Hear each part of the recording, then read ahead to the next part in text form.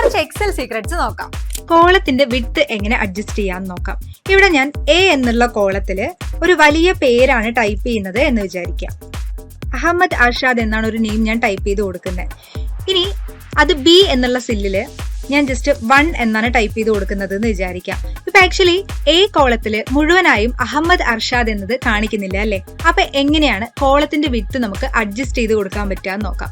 അതിനുവേണ്ടി ഈ 2 സെല്ലും നമുക്ക് ഷിഫ്റ്റ് യൂസ് ചെയ്ത് സെലക്ട് ചെയ്യാം. ഇനി നമ്മൾ പ്രസ് ചെയ്യേണ്ടത് Alt+OZW എന്നാണ്.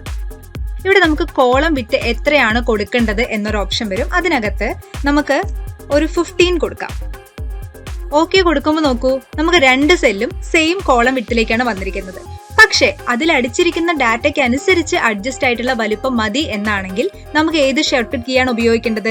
ഇത് നമ്മൾ സെലക്ട് ചെയ്തതിനു ശേഷം Alt+HOI എന്നാണ് ഉപയോഗിക്കേണ്ടത്. അപ്പൊ ഈ 2 സെല്ലും നമുക്ക് സെലക്ട് ചെയ്യാം. Alt+HOI എന്ന് പ്രസ് ചെയ്ത് കൊടുക്കാം. ഇപ്പൊ നോക്കൂ, എ എന്നുള്ള കോളത്തിൽ അഹമ്മദ് അർഷാദ് എന്നുള്ള പേര് കറക്റ്റ് ആയിട്ട് ടൈപ്പ് ചെയ്ത് വന്നിട്ടുണ്ട്. അതിനനുസരിച്ചിട്ടുള്ള വിട്ടാണ് അവിടെ അലോട്ട് ചെയ്തിരിക്കുന്നത്.